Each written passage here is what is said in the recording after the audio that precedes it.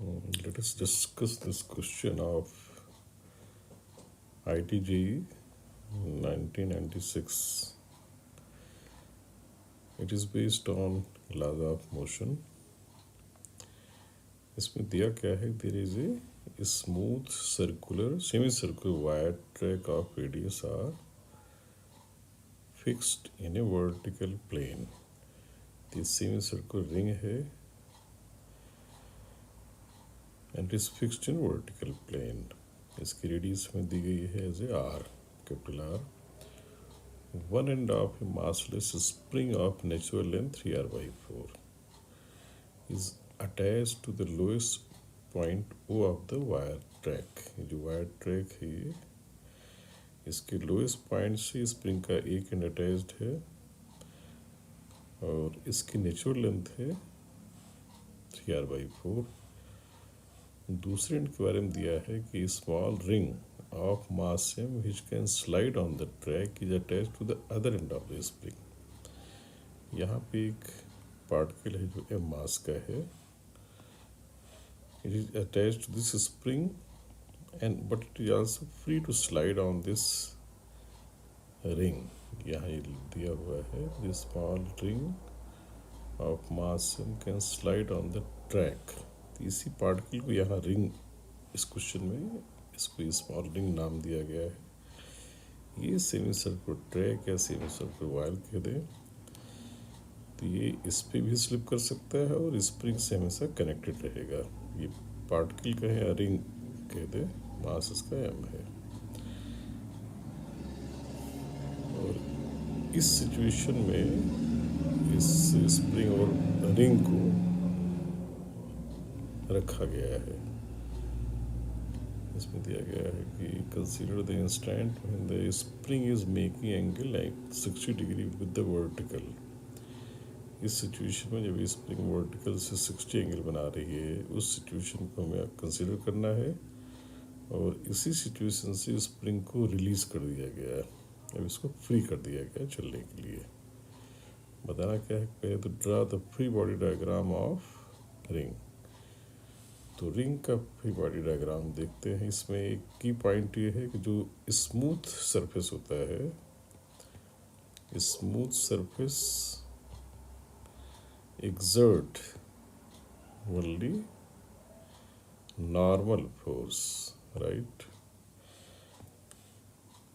और किसी semi circle पे जब नॉर्मल ड्रा करेंगे तो उसके सेंटर से पास होगा तो एक नॉर्मल डिरेक्शन तो ऐसा आएगा. तो अगर रिंग को यहाँ दिखाया जाए तो इस पर नॉर्मल डिरेक्शन ऐसे दिखाएंगे और इसका अपना वेट, ये वेट हो गया. और रिंग, इसी को रिंग कहा गया है. दिस इज रिंग का स्प्रिंग से कनेक्शन है तो स्प्रिंग इसको या तो पुल करेगी या पुश करेगी. डिपेंड करता है कि स्प्रिंग कॉम्प्रेस है या एलोंगेटेड है. स्प्रिंग की नेचुरल लेंथ है 3r/4. इस सिचुएशन में वी कैन रियलाइज कि ये लेंथ r होगी, यानी नेचुरल से ज़्यादा. क्यों? Because this is 60 and this is radius, this is radius. तो ये एंगल भी 60 हो जाएगा. ये दोनों साइड्स इक्वल हो गई. जब ये 60 हो गया तो ये एंगल भी 60 आ जाएगा. तो it will be equal to triangle. So this length will be r. और नेचुरल लेंथ इसकी दी गई है 3r/4. सो यानी स्प्रिंग इज अंडर एलोंगेशन. तो पार्टिकल को ये पुल करेगी तो ऐसे अपने लेंथ के अलाउंग. और ध्यान रखना है कि ये जो सरफेस है वो कुछ ऐसा है. ये सरफेस, ये this is the surface of semi circular track जिसका नॉर्मल सेंटर से पास होगा, जिसके अलावा हमने n दिखाया है, राइट. तो इनके अगर एंगल्स भी कायदे हमें दिखा देना चाहिए आपस में. ये 60 होगा और ये ट्रैक है, it will be tangential to the track this direction. और जो वेट है दैट इज वर्टिकल. तो तीनों फोर्स यहाँ क्लियरली दिख रहे हैं और इनकी डायरेक्शन जैसे नॉर्मल का डायरेक्शन देखा जाए तो नॉर्मल का डायरेक्शन आ जाएगा, नॉर्मल ये यहाँ से डायरेक्शन इजीली पता लग जाएगा नॉर्मल का। दिस इज 60, दिस इज 60, तो ये 60 है, तो ये भी 60 हो जाएगा। बिकॉज दिस यहाँ से अगर एक वर्टिकल लाइन खींचे तो ये वर्टिकल, ये भी वर्टिकल, और भी तरीके इसको देखने के, तो दिस विल बी 60। तो आई थिंक ये सभी फोर्स का डायरेक्शन पता लग गया। स्प्रिंग के फोर्स का डायरेक्शन भी हमें देख लेना चाहिए।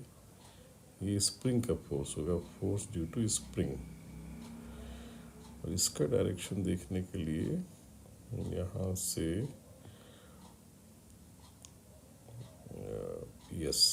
यहाँ से ज़्यादा क्लियर है। ये वर्टिकल से 60 है, तो ये जो फोर्स है this is making angle 60 from vertical. तो सभी का वर्टिकल या हॉरिजॉन्टल से डायरेक्शन पता लग गया है। और इस ट्रैक का जो टेंजेंट है, टेंजेंट से स्प्रिंग का एंगल हमें पता लग जाएगा, क्योंकि ये टोटल 90 है, ये 60 है, तो ये एंगल हो जाएगा 30। So here we can mark as 30। इसको समझने के लिए इसका यूज हो सकता है। ये फ्री बॉडी डायग्राम हो गया। Next question is determine the tangential acceleration of the ring and normal reaction. Spring को जैसे ही छोड़ेंगे उसके बाद हमें रिंग का, यानी ये जो छोटा सा पार्टिकल है, इसका हमें एक्सेलरेशन निकालना है। टेंजेंशियल होगा अलॉन्ग द ट्रैक, वो निकालना है, और नॉर्मल निकालना है, नॉर्मल डिरेक्शन निकालना है, दैट इज एन। तो टेंजेंशियल एक्सेलरेशन तो टेंजेंट के लॉन्ग फोर्स की वजह से आएगा। टेंजेंट के लॉन्ग फोर्स यहाँ कौन देगा? लेट अस सी, एन नहीं देगा। क्यों? क्योंकि ये इस टेंजेंट की डायरेक्शन से 90 पे है। टेंजेंट के लॉन्ग फोर्स देने वाले दो हैं, एक स्प्रिंग का कंपोनेंट, एक वेट का। स्प्रिंग का कंपोनेंट along द टेंजेंट जो फोर्सेस हैं वो यहाँ पे लिखे जाएं, तो it will be Fs cos 30 plus due to weight. Weight जो है वो टेंजेंट से कितना एंगल बनाएगा, इसमें एंगल कई सारे हैं, केयरफुल देखना हो, ये वाला एंगल देखना है। ये एक वर्टिकल लाइन है, 60 ये निकल गया, 60 ये निकल गया, 30 ये निकल गया, 120, 30, 150, तो ये 30 हो जाएगा। और भी तरीके से देखा जा सकता है। दिस इज 30, तो mg का इधर कंपोनेंट लेंगे तो mg cos 30, तो mg cos 30। तो स्प्रिंग का फोर्स अगर पता लग जाए तो ये एक्सप्रेशन पता लग जाएगा कि टेंजेंट के लॉन्ग कितना हम रिंग के ऊपर फोर्स है। स्प्रिंग का फोर्स होगा k इंटू एक्स। एक्स क्या है? एलॉन्गेशन। एलॉन्गेशन कितनी होगी? ये लेंथ इस समय स्प्रिंग की क्या है? r। नेचुरल लेंथ थी 3r/4, एलॉन्गेशन इज r/4, तो kr/4 स्प्रिंग का फोर्स हो गया। फिर cos 30 कॉमन ले लें, kr/4 plus mg, right, kr/4 plus mg into cos 30। यहाँ पे एक रिलेशन दिया हुआ है k इक्वल टू mg/r, तो जहाँ kr आएगा वहाँ हम mg लिख सकते हैं, तो इट विल बी mg/4 और mg is 5 mg/4, तो this should B 5 mg/4 into √3/2। तो टेंजेंशियल फोर्स आ गया, देयरफॉर टेंजेंशियल एक्सेलरेशन हो जाएगा tangential force upon mass, that will be 5/8 g√3। I think this should be the answer. इसमें जो की point है मेन है सभी के डायरेक्शन देखना, और स्प्रिंग में एलॉन्गेशन है ये रियलाइज़ करना, स्प्रिंग की एलॉन्गेशन कितनी है ये रियलाइज़ करना, स्प्रिंग की लेंथ इस समय आर है, ये रियलाइज करना। और टेंजेंट के अलॉन्ग जो फोर्सेस आएंगे वो केवल स्प्रिंग की वजह से वेट का कंपोनेंट आएगा, नॉर्मल का उधर कोई कंट्रीब्यूशन नहीं होगा। ये इफेक्ट हमें रियलाइज करना है। अब रह जाता है normal reaction.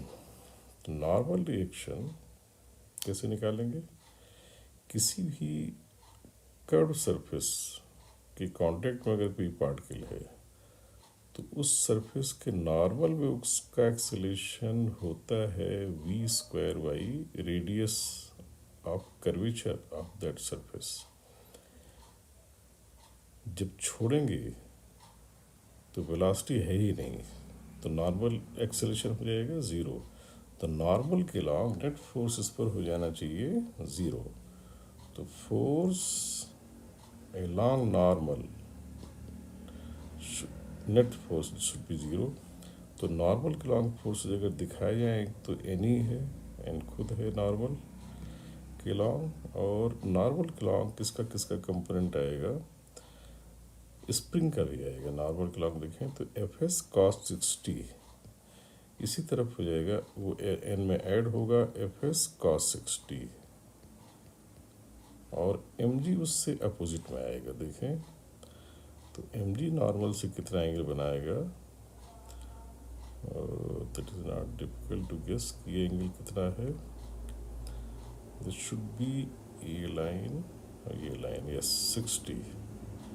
This is 60, M G cos 60। इधर हो जाएगा एम जी कॉस 60। ये फोर्सेस दोनों मिलकर इसको बैलेंस करेंगे। क्यों? क्योंकि नॉर्मल के लॉन्ग नेट फोर्स जीरो होना है, क्योंकि ये नॉर्मल के लॉन्ग एक्सेलेरेशन जीरो होना है। क्यों जीरो होना है? क्योंकि नॉर्मल के लॉन्ग एक्सेलेरेशन होता है V square by R, velocity ही नहीं है तो एक्सेलेरेशन जीरो है। So we have this relation N plus F S हम लोग निकाल चुके थे, के आर बाई 4